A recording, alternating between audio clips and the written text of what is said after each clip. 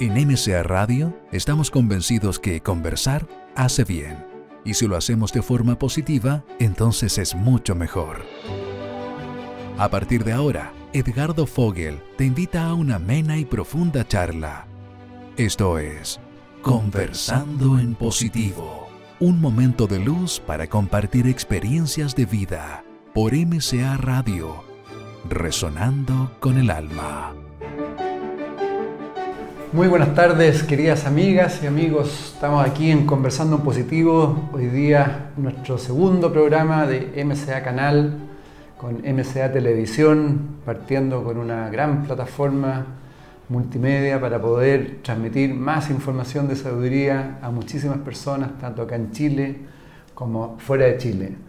Es decir, estamos conversando en positivo, ya va a ir en televisión, va a ir a través de mcaradio.cl, que ya está funcionando, pueden escuchar, tiene mucha música con contenido, mucha música para el alma, se puede decir, y también información de sabiduría muy, muy interesante, y MCA Televisión, que va a tener distintos programas con distintos presentadores, entregando información sobre alimentación saludable, espiritualidad, sustentabilidad, medio ambiente, y todo lo que a ustedes les interesa siempre relacionado al desarrollo humano.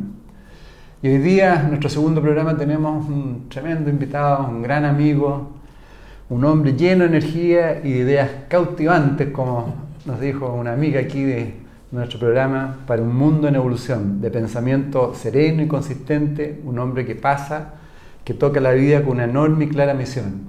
Un hombre lleno de naturaleza, de colores y de los vientos de su campo en Ningüé, provincia de Ñuble.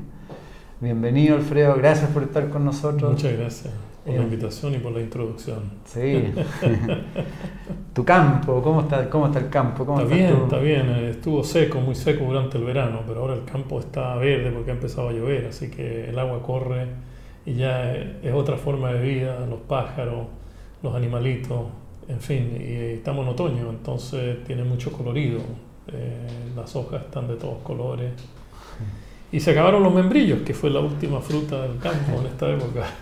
¿Tú vives permanentemente en el campo? No puedo porque por los compromisos sociales, los compromisos que hay en Santiago, los viajes internacionales te hacen que estés un poquito más cerca del aeropuerto. Sí. Pero trato de ir lo más que pueda al campo. Bueno, Alfredo, como todo el mundo sabe ya, es economista, ecologista también se puede decir, ¿no? Economista de la Universidad de Chile, posteriormente estudiaste en Estados Unidos, un doctorado en Harvard, trabajaste en el Banco Mundial. Hice un doctorado en Wisconsin, en Harvard hice una maestría. Perfecto. Estuve estudiando negocios, comunicación, finanzas en Harvard, pero mi doctorado fue en la Universidad de Wisconsin, en el medio de los Estados Unidos, ahí cerca de Chicago, cerca de todas estas grandes ciudades, Minnesota, por ahí estaba. ¿Y hoy día en qué estás? ¿Cómo está Alfredo Sfero hoy día? Excelente, mira, muy bien de varias perspectivas. Una, de la perspectiva de la comunicación con la gente. Yo creo que he dedicado mucho tiempo a eso, muchas conferencias, muchas conversaciones, muchos grupos. También, por qué no decirlo, he hecho algunos retiros espirituales, he estado viajando al extranjero. Y lo curioso es que en el extranjero la gente realmente analiza mucho más lo que está pasando en nuestro país, en la política, en lo espiritual, que en nuestro propio país. Por lo tanto, siempre salir al extranjero para mí es una experiencia impresionante. Periodistas, antropólogos, sociólogos que te dan una interpretación de lo que hiciste, lo que no hiciste, lo que está pasando. Desde el punto de vista de lo espiritual también estoy muy contento. He dedicado un buen tiempo a fortalecer una serie de rincones que eran importantes en mi vida personal, como también en la integración de la política con la espiritualidad, los negocios con la espiritualidad, en fin, la gobernanza con la espiritualidad. Y mucho de eso lo he compartido a través de, digamos, conferencias en las distintas universidades. También terminé un librito que se llama Ecología y Medio Ambiente para Niños, que es un libro para colorear, que lo he repartido en muchas escuelas muy, muy pobres. Qué bueno. Que es un libro que permite tanto al estudiante como al profesor reflexionar sobre una serie de preguntas.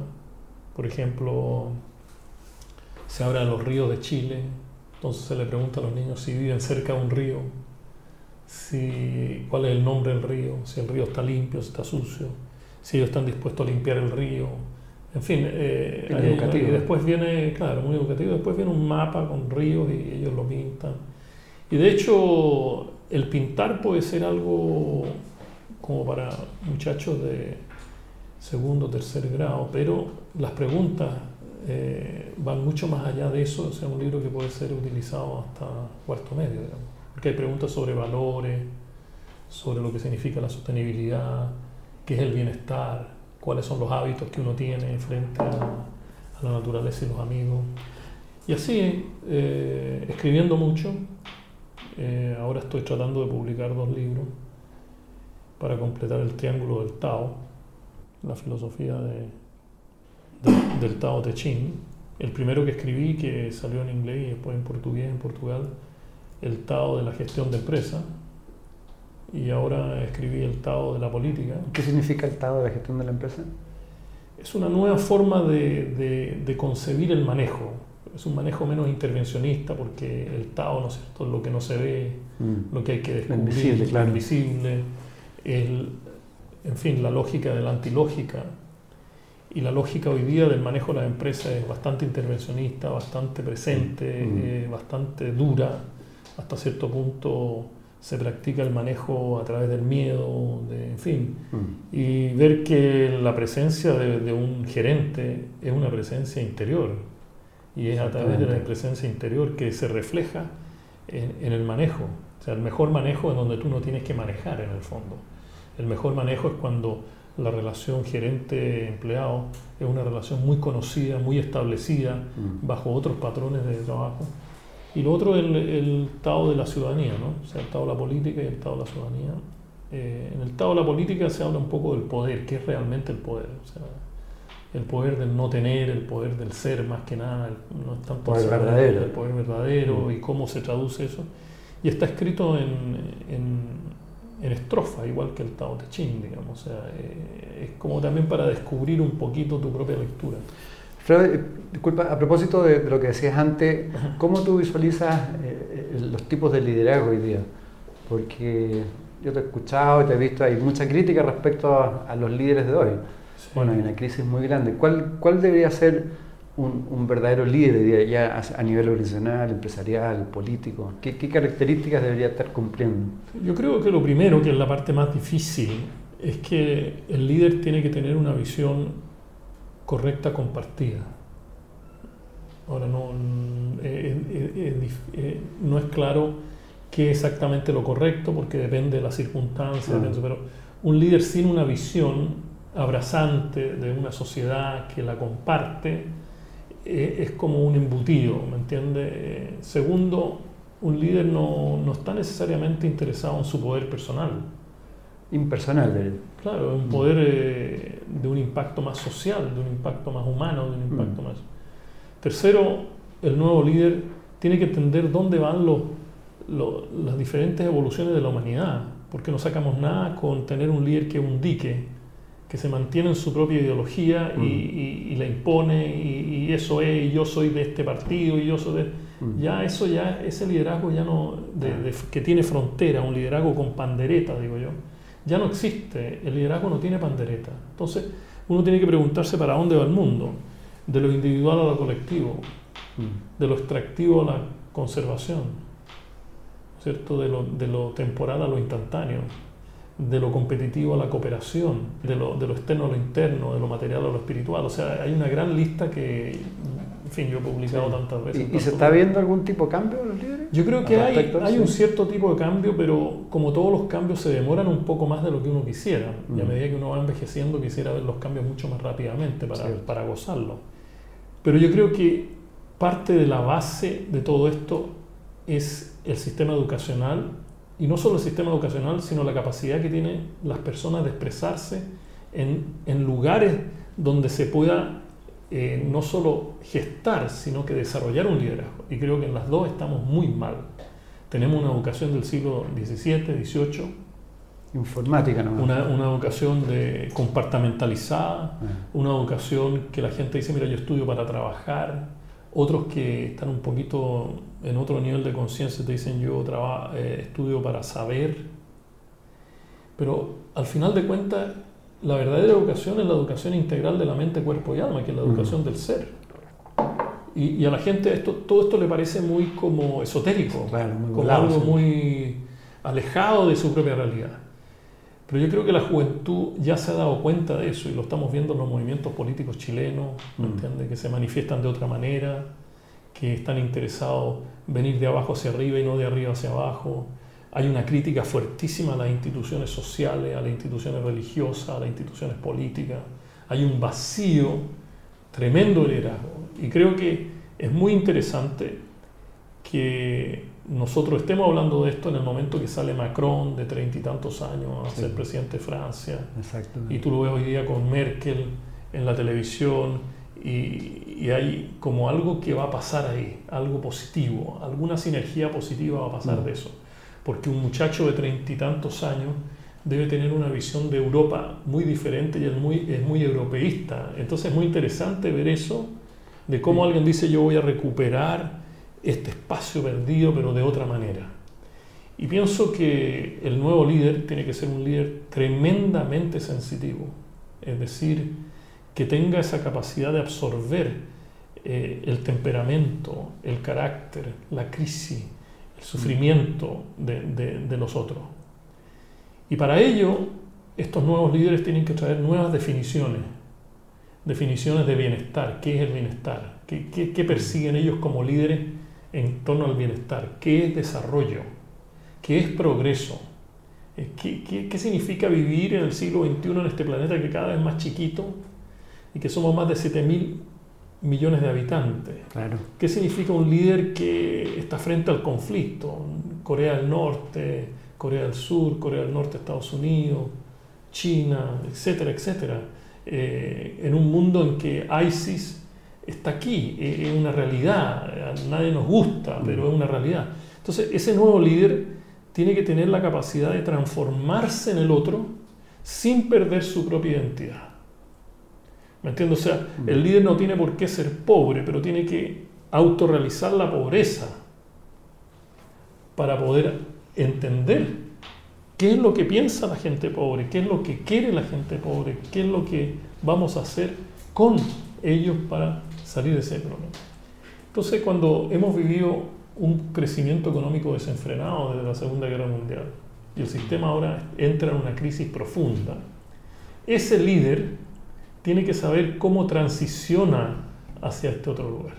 O sea, para ponerlo en términos muy, yo te diría, prudentes, el imperio griego no existe, el imperio romano no existe, o sea, en algún punto hay una inflexión de cambio y hay gente que no vio el cambio, otra que vio el cambio y lo negó, otra que estuvo siempre contra el cambio, otros que estuvieron siendo víctimas del cambio. El líder no es ninguno de esos, el líder es el arquitecto o la arquitecta del cambio, que es la quinta posibilidad de esto. Ahora, bajo esa mirada, tú que eres un buen estudioso del mundo también, se plantea, y bueno, está claro que están cambiando todos los lenguajes en todas las áreas y hay un proceso de crisis muy profundo.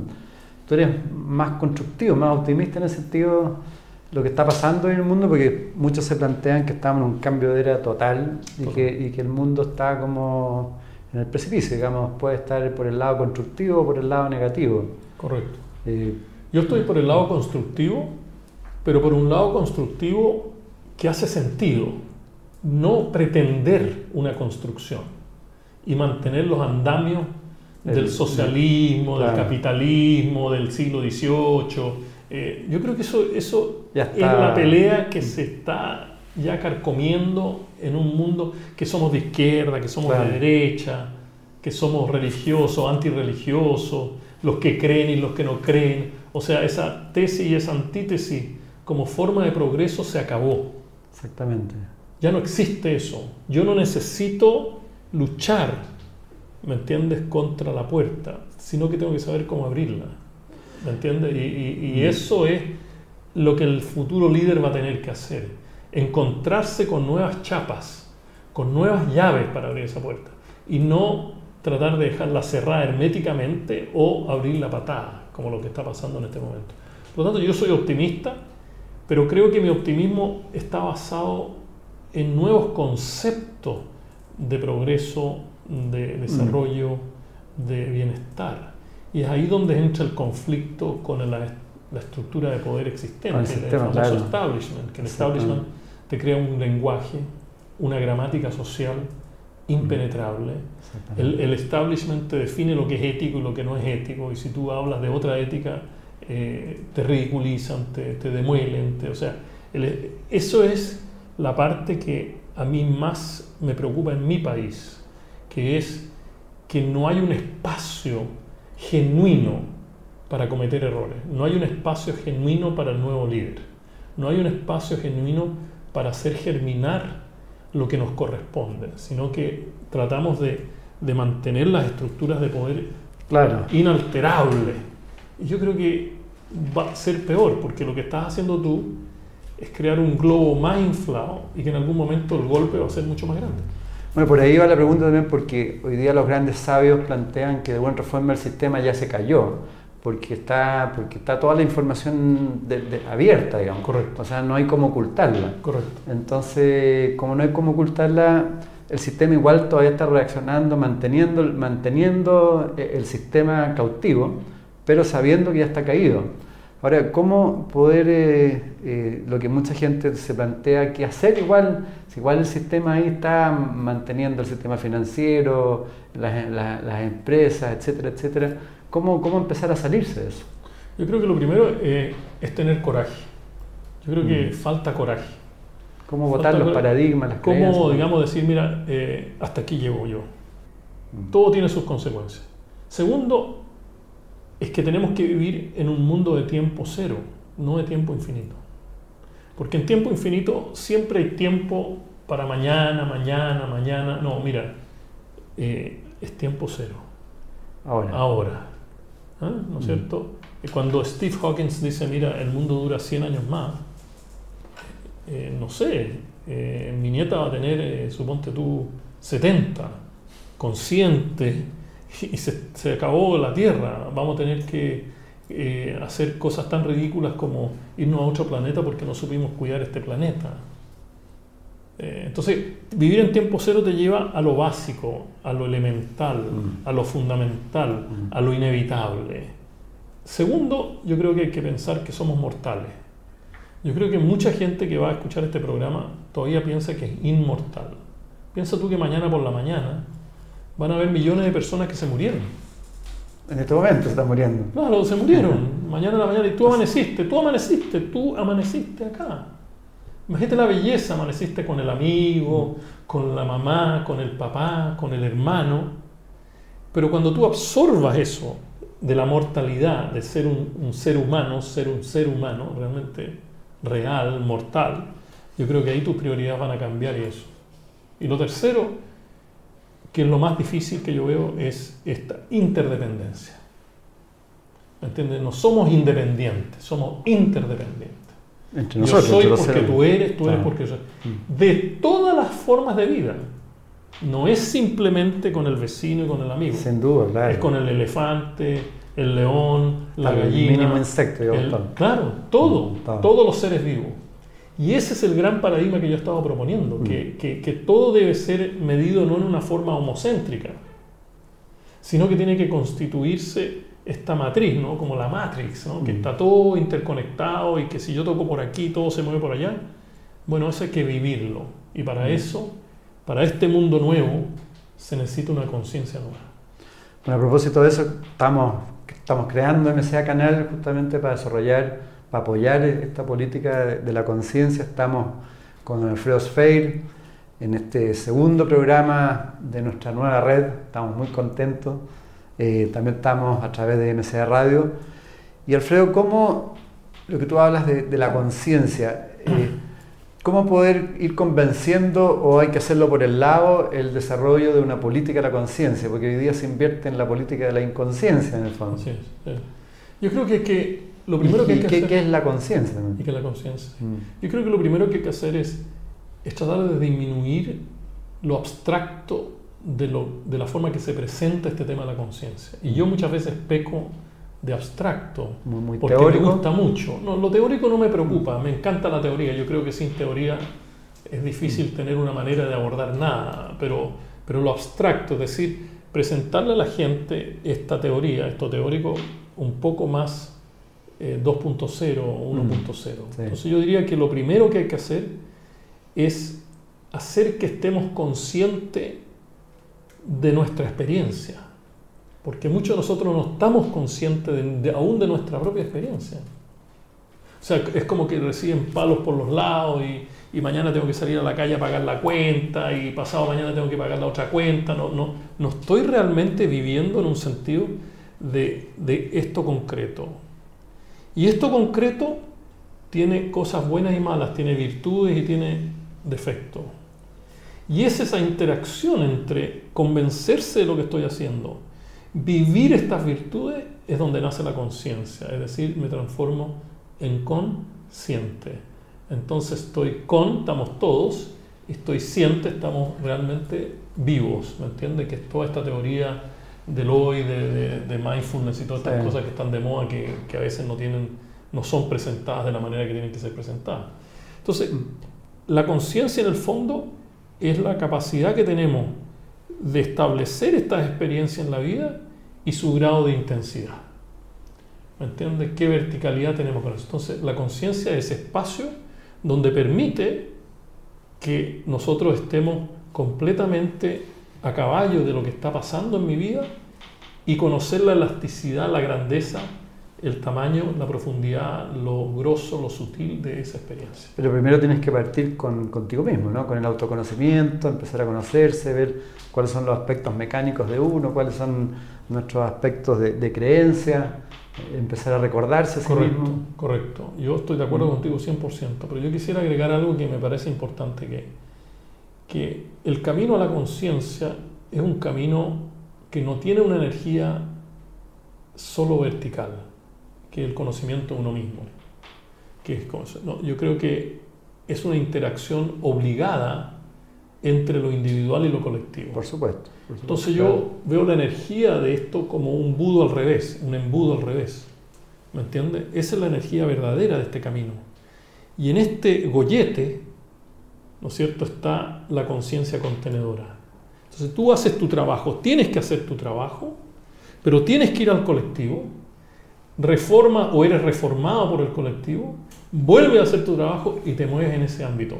Y la capacidad que tú tienes de moverte en tu ámbito individual y tu ámbito colectivo depende de tu conciencia contenedora, que posee tanto los switches de lo individual como lo colectivo. Por ejemplo, el cuerpo humano en su totalidad tiene sus switches, pero también tiene el switch de los ojos, de la nariz, de la boca. O sea, los ojos se instalan en la totalidad como la totalidad se instala en los ojos.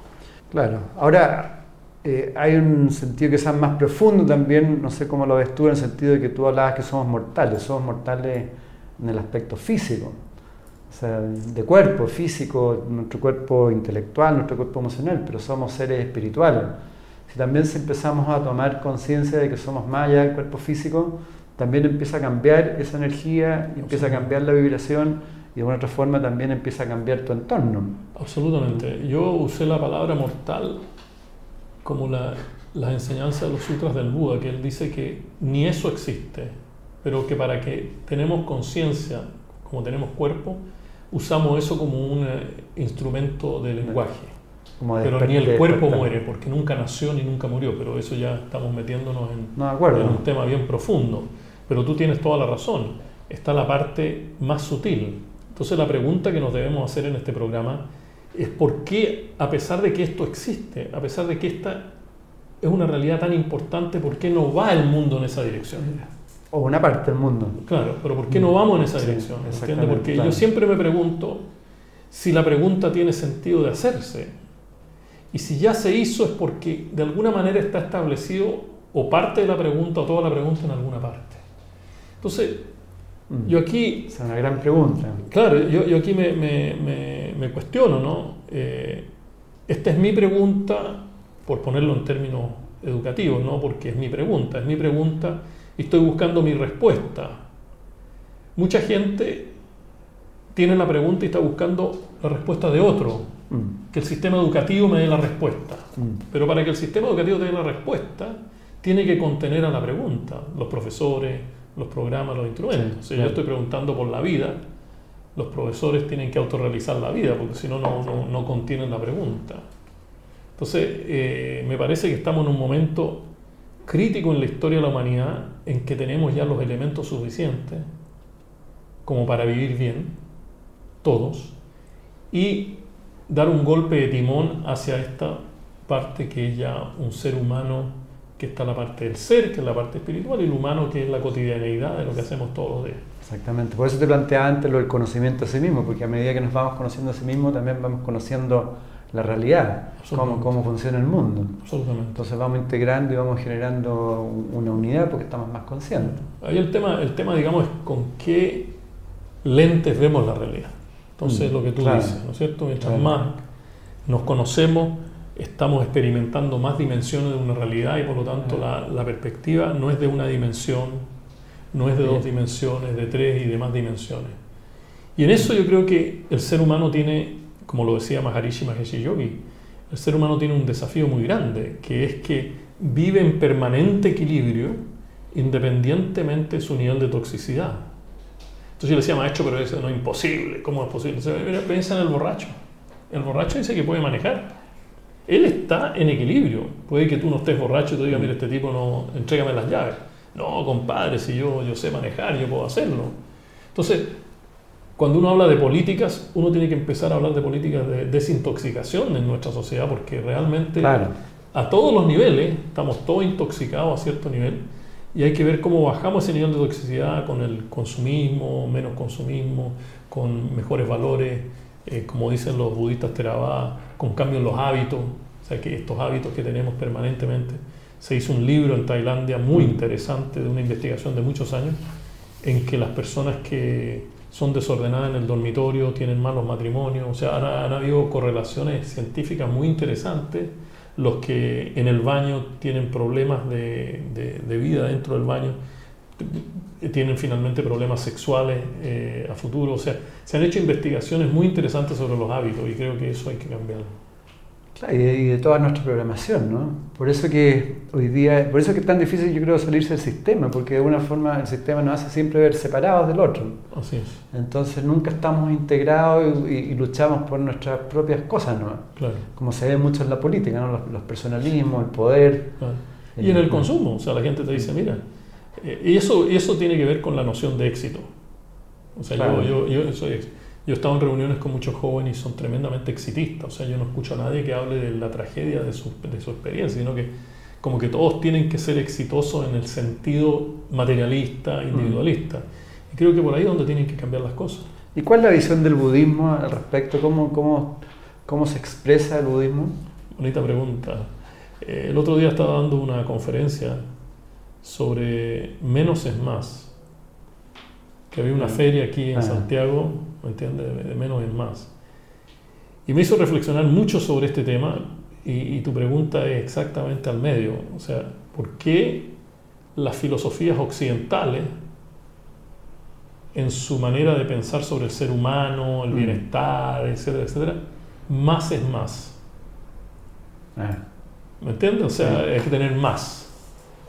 En cambio, si tú vas a los budistas, a los hinduistas, los orientales en general, conceptos no tanto como éxito, sino iluminación, etcétera, etcétera, menos es más. O sea, mientras menos te apegues, mientras menos estés sentado en la sopa de lo material. Entonces, ahí hay una cosa muy bonita de conversar algún día, ¿no es cierto? ¿Por qué se da que el mundo llega a un punto, el mundo occidental llega a un punto de progreso, de más es más, y de repente llega Yogananda, Maharishi Mahesh Yogi, llega Yogi Bayan, llegan todos estos tipos, Osho, Rajneesh, los puedo nombrar todos, pero y la gente dice, sí, tienes razón, fíjate que a pesar de todo lo que tenemos yo no soy feliz, entonces me interesa esto. Y hoy día en Latinoamérica, según yo no he visto la última estadística, pero los movimientos que más crecen en América Latina son los movimientos budistas. Sin duda, claro. O sea, como que todos andamos buscando ese punto de equilibrio menor. Pero ¿qué es equilibrio? ¿Qué es estable? Un puntito aquí abajo. No este punto aquí arriba, que yo tengo que ir como a la estrella, a gastar más, a endeudarme más, a tener más para tener más. Bueno, y ahí hay un concepto que tú también lo hablas que es muy interesante, que es el concepto de la abundancia. O sea, mucha gente vive en la escasez, pero en el fondo hay abundancia espiritual, hay abundancia material, hay escasez material, hay abundancia espiritual. Claro. Tú hablas de la abundancia. Sí, eso me lo enseñó Maharishi. Maharishi me preguntó qué es la economía. Yo le dije, mira, la ciencia de la escasez. Me paró al tiro, primer día que lo conocí. Me dice, yo te voy a enseñar la economía de la abundancia. ¿Por qué hay escasez acá de espacio? Porque la puerta está cerrada. Porque la ventana está cerrada. Claro. Pero si yo abro la puerta, esta pieza es mucho más grande. Entonces Maharishi decía, mira, lo que le falta a la economía es esa puerta, que es introducirla como variable de análisis, que es la conciencia humana.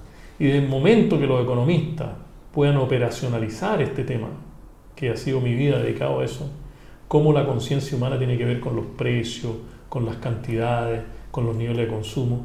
Y muchos economistas indirectamente han hecho eso con la teoría de la expectativa, Claro.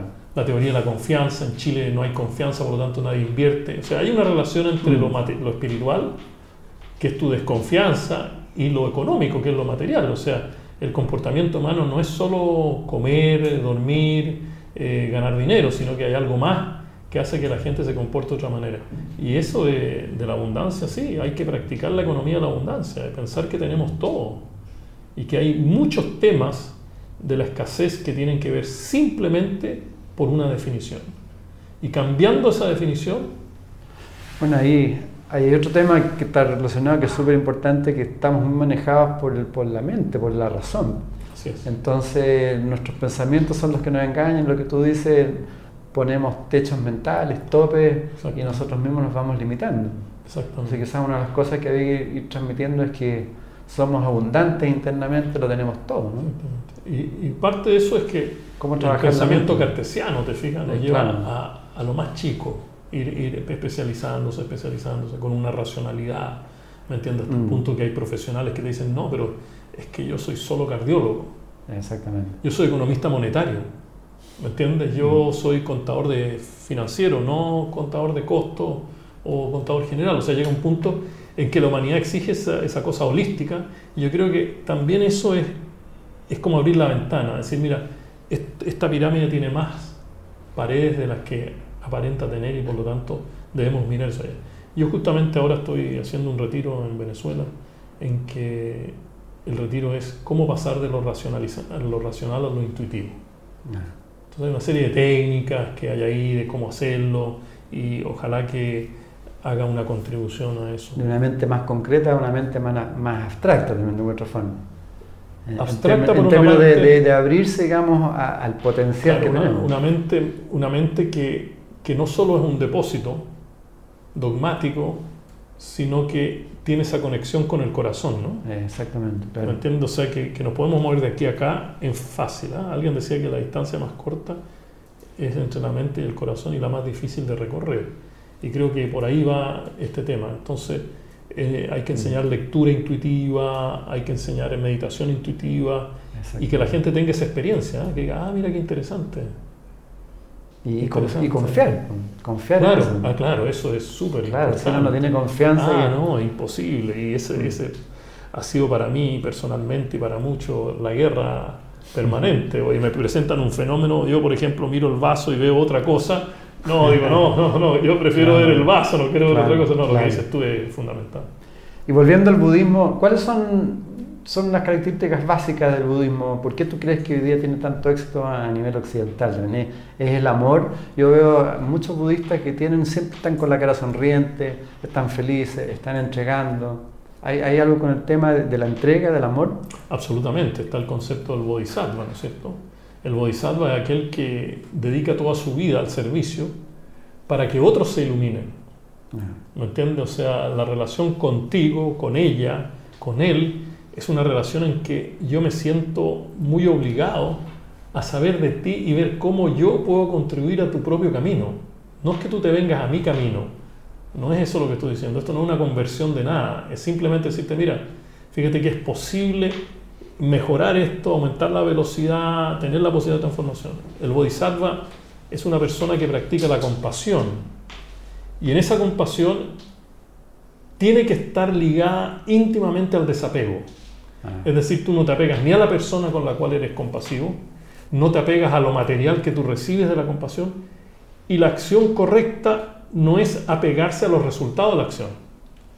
Porque la política tiene ese problema, que yo estoy haciendo política para ganar un poder, o sea, yo estoy apegado automáticamente al resultado. Y eso en el budismo no es posible. Segundo, la acción no puede crear efectos negativos, lo que llamamos karmas negativos. O sea, tú tienes que tener cuidado el encadenamiento que tiene ese origen de la causa. Ese origen de la causa.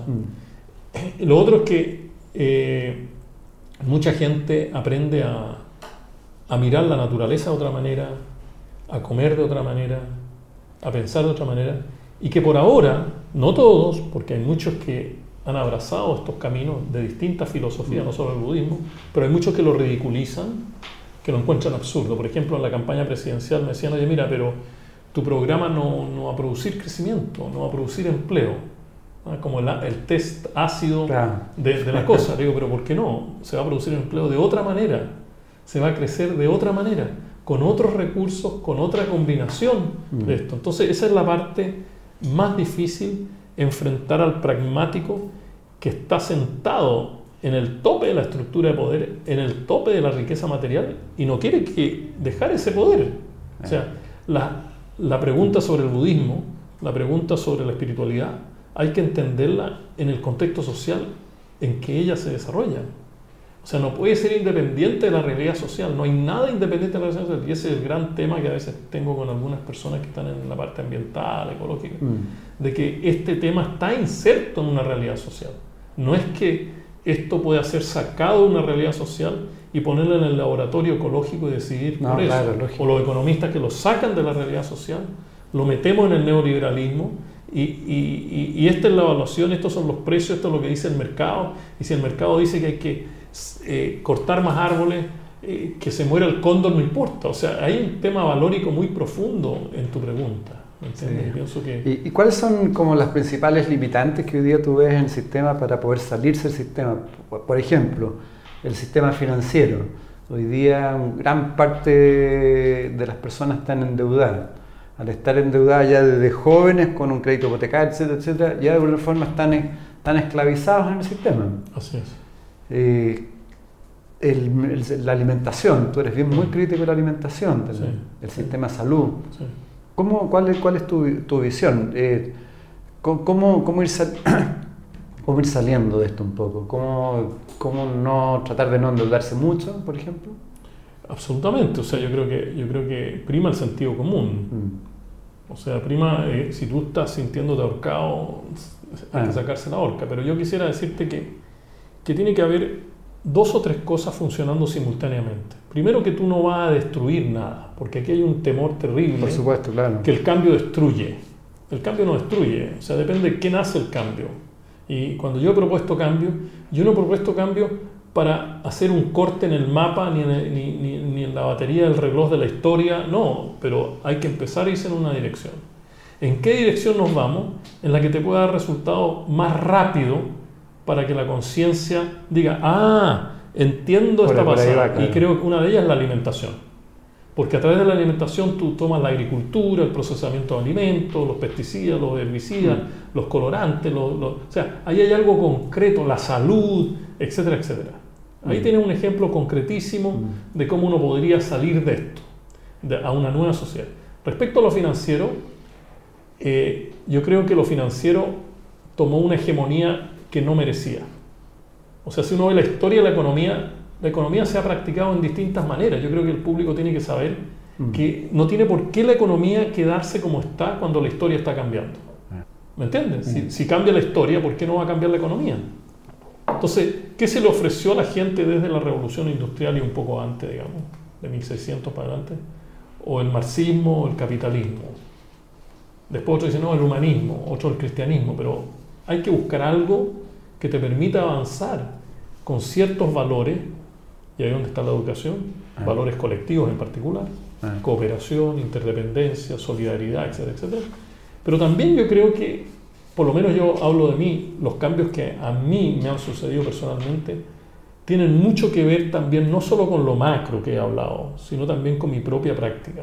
Yo llegué a un punto que no pude comer carne. No es que yo me sacrifiqué, sí, sino que mi cuerpo dijo, estas toxinas no van. Y yo creo que, imagínate tú que las carreras de negocio de las mejores escuelas del mundo, como Harvard, MIT, Chicago, Berkeley, Stanford, ENSEAD en Francia, Barcelona, todos enseñan técnicas contemplativas dentro del MBA.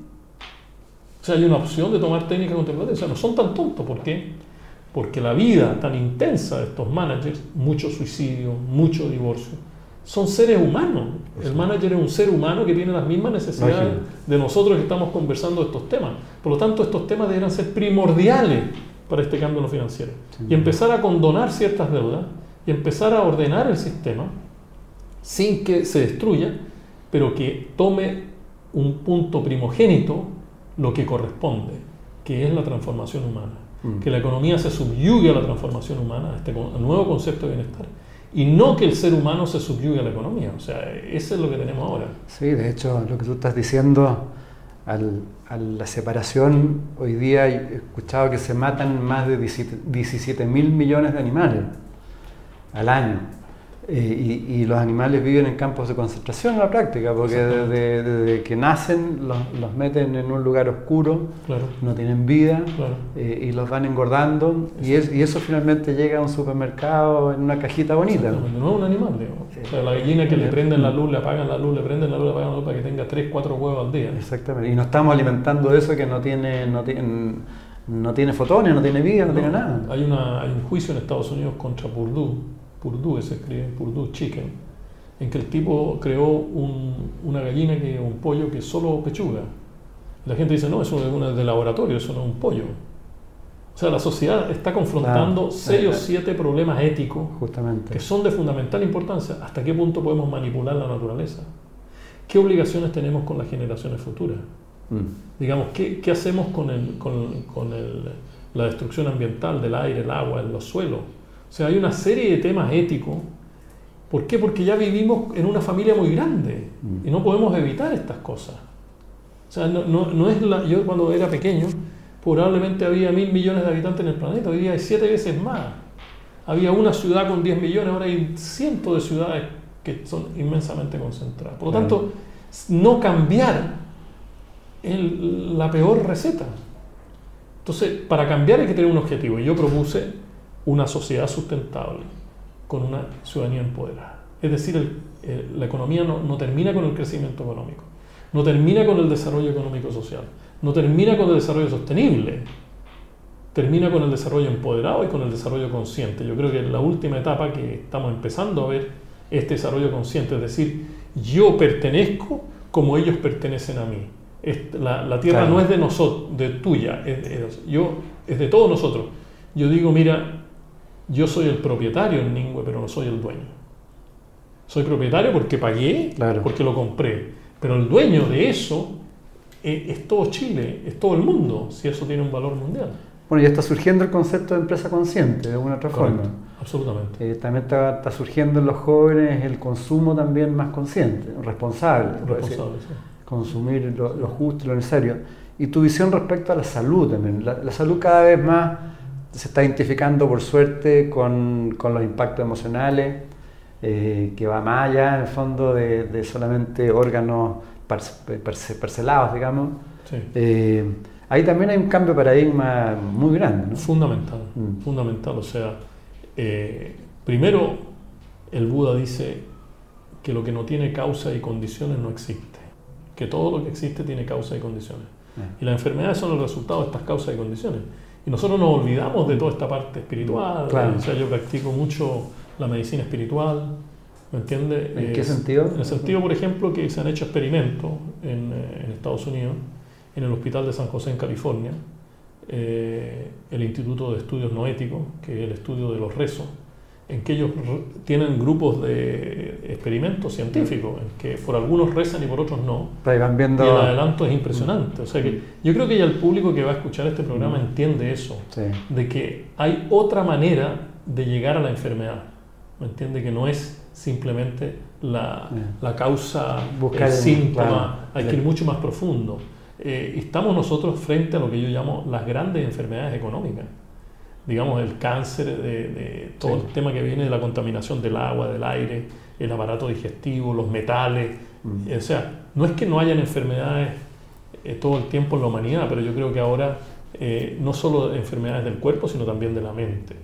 Y en la enfermedad de la mente, obviamente, redundando, obviamente, que la parte espiritual, la parte que empieza con lo psicológico, lo psiquiátrico, pero que va mucho más allá de eso. Y los mismos psiquiatras, los mismos psicólogos, están muy conscientes de que hay otras maneras de establecer esa relación con estas enfermedades. Y lo mismo las técnicas. Yo cuando era muy joven, hacerse acupuntura era una brujería. Claro. O sea, hoy día es lo más normal.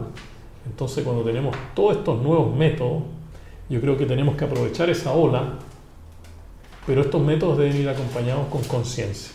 Estos métodos, porque si no se van a transformar nuevamente en una mercancía del sistema neoliberal. Claro, eso mismo te voy a preguntar. Por ejemplo, las personas que ahora nos están viendo y escuchando en este momento a través de MCA Radio y MCA Televisión, ¿cómo ellos pueden encontrar su sentido de vida y empezar a buscar una vida más plena, más saludable, más feliz?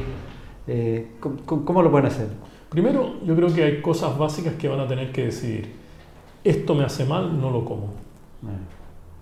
Esta acción, esta cosa que estoy haciendo, me trae realmente problemas, voy a dejar de hacerlo. O sea, tiene que haber primero más reflexión, eliminar lo que causa mal. O sea, la primera acción correcta, y esto está en los Yoga Sutras de Patanjali, los yamas, lo primero que hay que hacer es eliminar lo incorrecto. Lo segundo es hacer lo correcto, o sea, hacer más de lo correcto, eso, comer más de lo que te hace bien, ¿me entiendes? Tener relaciones mucho más saludables con el resto del mundo, cuidar tu entorno, etcétera, etcétera.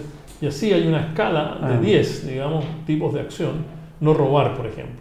No en el sentido de ser ladrón de cosas, sino que no sacarle más al planeta, no sacarle más al resto del mundo de lo que tú realmente deberías sacar. Sí. Y así hay una serie de cosas que son muy importantes.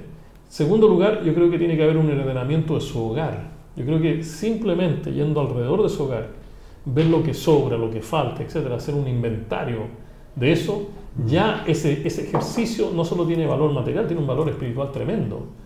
O sea, yo a veces hago eso. El orden, digamos. El orden, lo que no debe estar conmigo ya, que no corresponde, a lo mejor le corresponde a otro, esta ropa a lo mejor la viste otro, cosas que están en mi despensa que nunca he usado, no las debo seguir comprando. Después está el consejo familiar, sentarse con la familia y hacer tu pregunta. Oye, ¿por qué estamos en esto? Y yo creo que a través de eso va a salir una cantidad de opciones.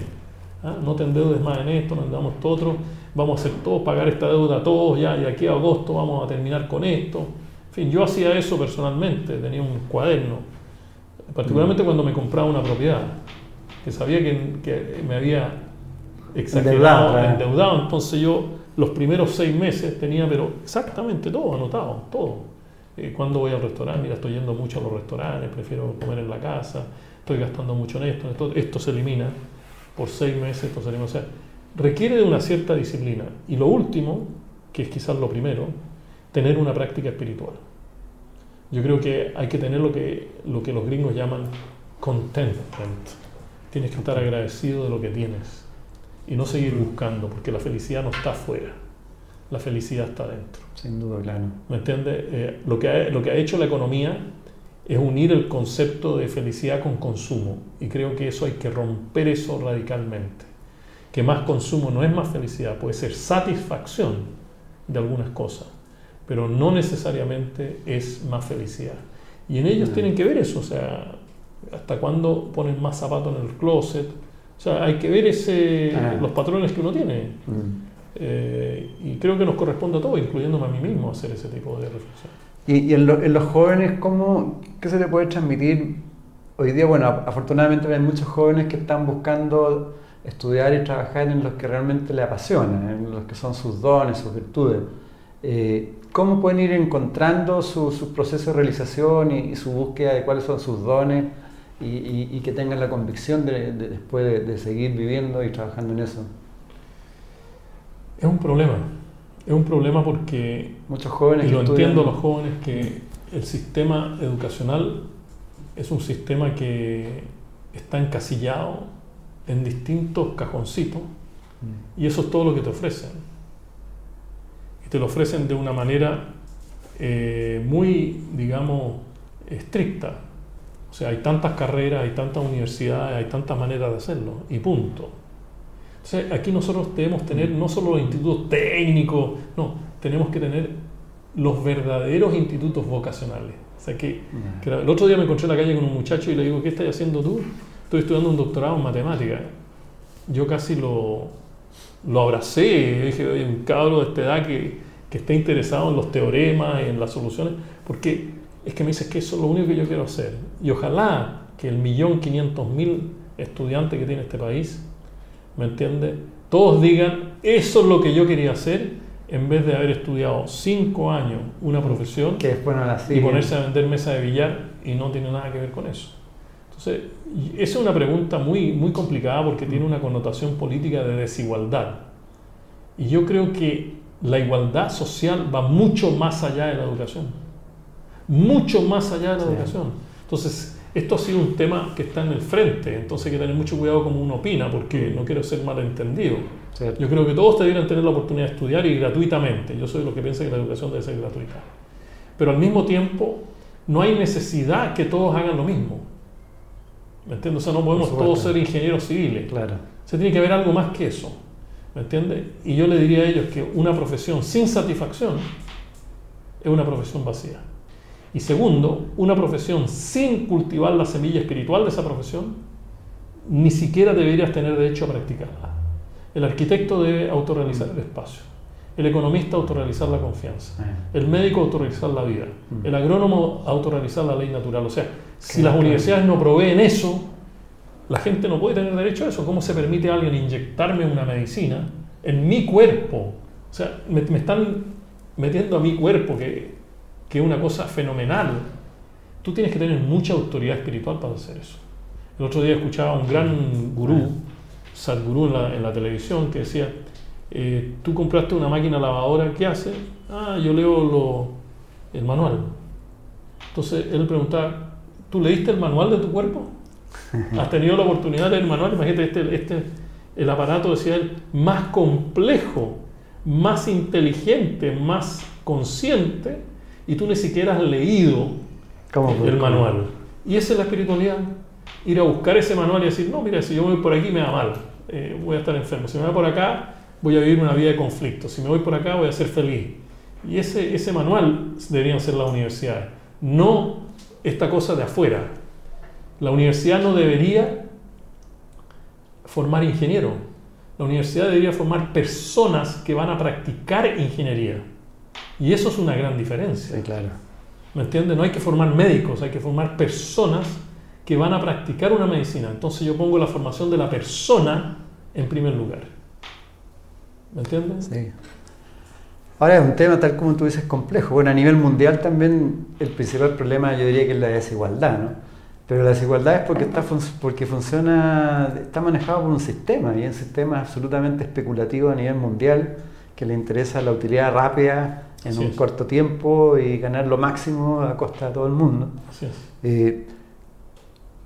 Es necesario, entonces, de alguna otra forma, transmitir también que tenemos que desarrollarnos nosotros individualmente, tomar conciencia y empezar a hacer el camino propio, ¿no? Así es, hay que hacer el camino propio, y yo creo que si no lo hacemos, lo vamos a tener que hacer.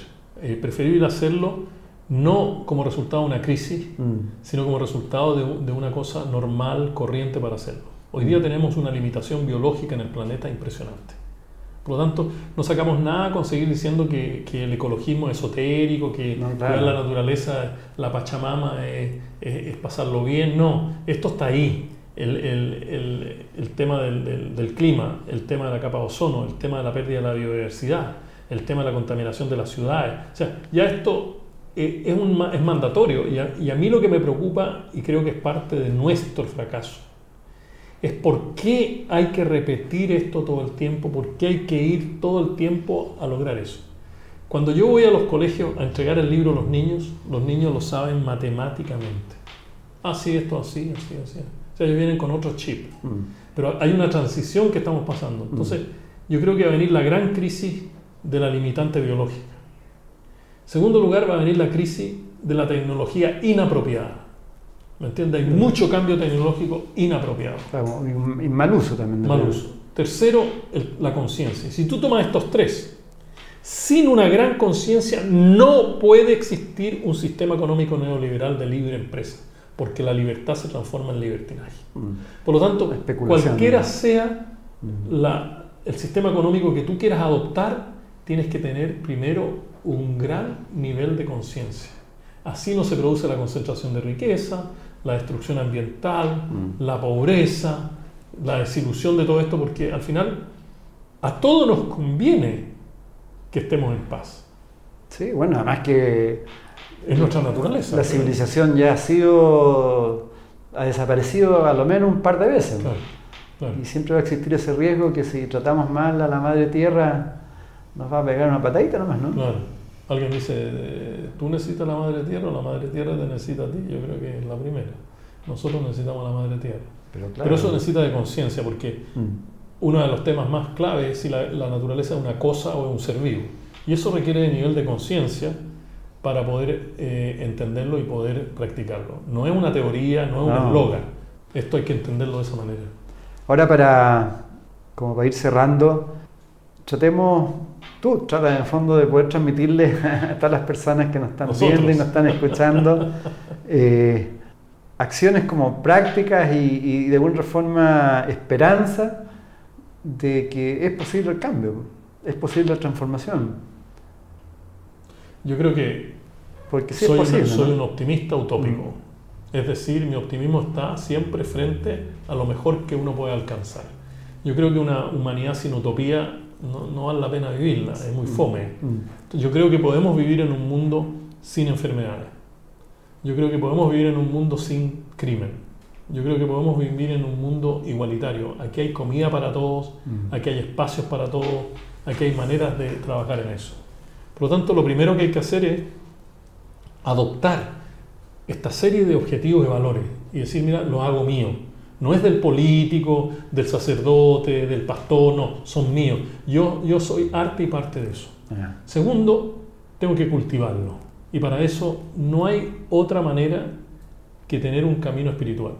Tu espiritualidad, no necesariamente la mía, claro, pero tu espiritualidad. Y que no es religión tampoco. No es religión, claro. Es encontrarte a ti mismo, es encontrarte con los demás, es estar en ese espacio de igualdad, pero una igualdad bien consentida y sentida y compartida.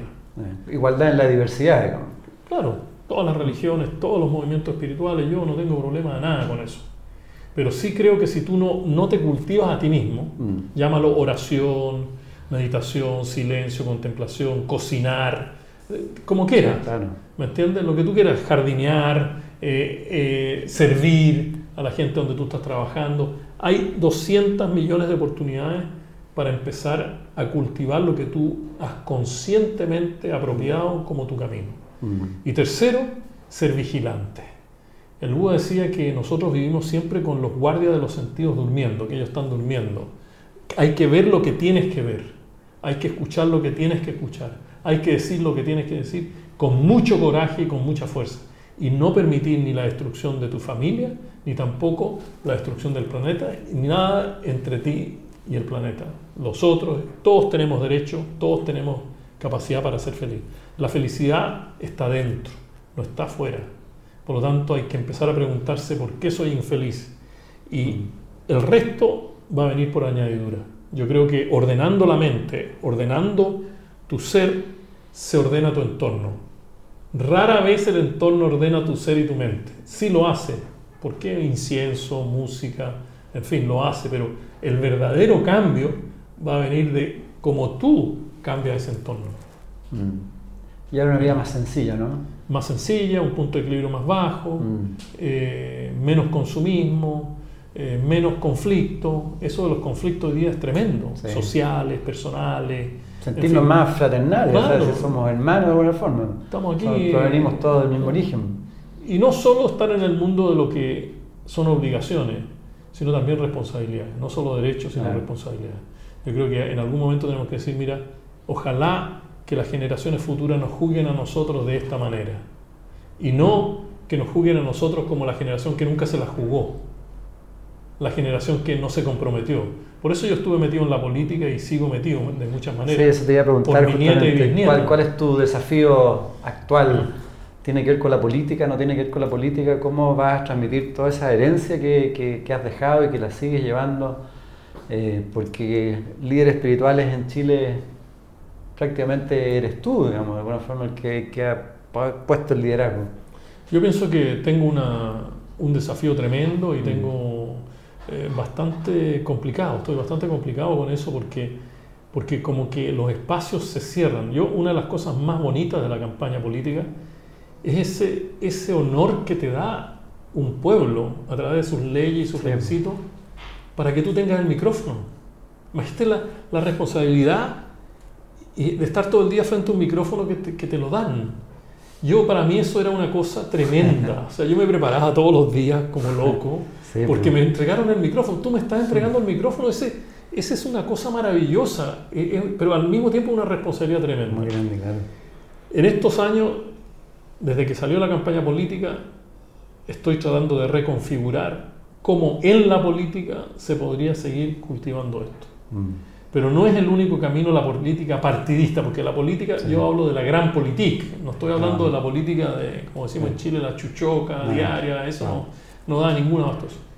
Y yo estoy convencido de que si logramos un grupo que no necesariamente sea inmenso, esto va a empezar a mover la rueda en otra dirección. O si no, hay que prepararse para un futuro muy, muy, muy complicado. Muy complejo, muy lleno de vicisitudes como lo que estamos viviendo ahora. Comparto 100%. Hay que perdonar, hay que saber perdonar. Y saber perdonar no significa que tú estás eliminando la verdad, la justicia, pero en algún momento tenemos que lograr ese Chile que es capaz de decir, mira, esta es la forma que nos queremos desarrollar. No es Finlandia, esos son otros espacios con otras mentalidades, con otras culturas, con otros lenguajes, con otros mecanismos de interacción. Nosotros podemos hacer de Chile lo que nosotros queremos. Es cuestión de tener voluntad. Si nosotros estamos en la cordillera de los Andes, desierto de Atacama, el Océano Pacífico y el Polo Sur, o sea, depende de nosotros. Usemos la globalización, usemos el sistema y no dejemos que el sistema nos use a nosotros. Y esto que aparece como un eslogan político es de trascendental importancia en lo espiritual.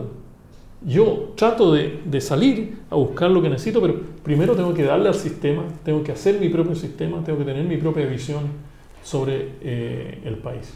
Sí, hablando de comunicación, te voy a entender que ya hoy día la misma física, la física cuántica lo dice, que todo es energía, todo es vibración, y por lo tanto si cada uno de nosotros empieza a vibrar ya en amor, en hermandad, vamos a ir cambiando el ambiente. Otro mundo. Entonces eso puede ser una tarea diaria de cada uno de nosotros también. Otro mundo. O sea, empezar a mirarnos en forma distinta y vibrar en forma distinta. No en el resentimiento, en la separación, en el enemigo, sino al contrario. Sí, el otro día yo le decía a la gente que tiene que cambiar el lenguaje y una de las palabras cambiar el trabajo a servir. Yo creo que servir, claro. Yo no voy a trabajar, yo voy a servir. Un cambio inmenso en tu psicología propia. Todo, claro. Porque el trabajo, no me dis problemas. El servir, dame problemas. Claro. Yo quiero servir más. Dame. Oye, qué bueno que hay hartos problemas porque estoy sirviendo. Sí, en cambio, si yo digo, yo voy a trabajar de 9 a 5. Claro, o yo voy a la pega. Voy a la pega porque me pegan, ¿no? Claro. Ese es el origen. Un problema ahí de programación neurolingüística. Exactamente. Sí, y eso hay que ponerlo en los libros, hay que ponerlo en la calle, hay que ponerlo en las señales éticas, hay que hacer un cambio. Sí. Esa es la verdadera revolución. Sí. No es si me ubico en la izquierda o la derecha o en el centro, no, es la revolución interior, es la tecnología interior, es el camino interior. Y ese es el otro camino que todo el mundo está esperando. pero hay que tener generosidad, hay que dejarle el espacio a otro. Y votar las creencias, votar un poco la ideología, claro, la separación. Sí, esa Sí, rigidez. la ideología es mental, ¿no? Claro, mucha rigidez en eso. Mucha rigidez. Mucho Sí. dogma. Y recordemos, aprovechemos que estamos terminando, pero que tenemos MCA Festival, donde tú vas a estar presente nuevamente. Sí, sí. El día 8, 9 y 10 de septiembre de este año vamos a estar en la estación Mapocho. Tenemos casi 100 relatores, vienen personas de afuera también, Sí, estoy Enrique mirando eso. Corbera y otras Sí. personas. Así que todos invitados 8, 9 y 10, www.mcafestival.cl. Y la verdad es que muy felices también de poder estar iniciando MCA Televisión contigo, con tu optimismo, con tu fe consciente de que podemos hacer un mundo mejor. Muchas gracias, te felicito por MCA Festival. Creo que es un espacio y un punto importantísimo, no solo de escuchar, sino de reflexión, de autocrítica, de compromiso. En fin, yo creo que es algo maravilloso. Ojalá que todo el mundo vaya Eso. y esté ahí. Que nos conectemos, claro, ¿cierto? y lo pasemos bien. Sí, pues. Y bueno, ojalá verte algún día presidente de Chile. Pues. O sea, ¿cómo Amén, que? amén. Amén, amén. Ahí yo trabajo contigo feliz. Gracias, muchas gracias, muchas gracias. Bueno, muchas gracias a todos por escucharnos, por vernos a través de MCA Televisión y MCA Radio, y vamos a seguir con nuevas sorpresas y muy buenos invitados como Alfredo Sfei. Muchas gracias. Gracias, Alfredo. Gracias, muchas gracias. En MCA Radio estamos convencidos que conversar hace bien. Y si lo hacemos de forma positiva, entonces es mucho mejor. Edgardo Fogel te acompañó en una amena y profunda charla. Esto fue Conversando en Positivo, un momento de luz para compartir experiencias de vida por MCA Radio, resonando con el alma.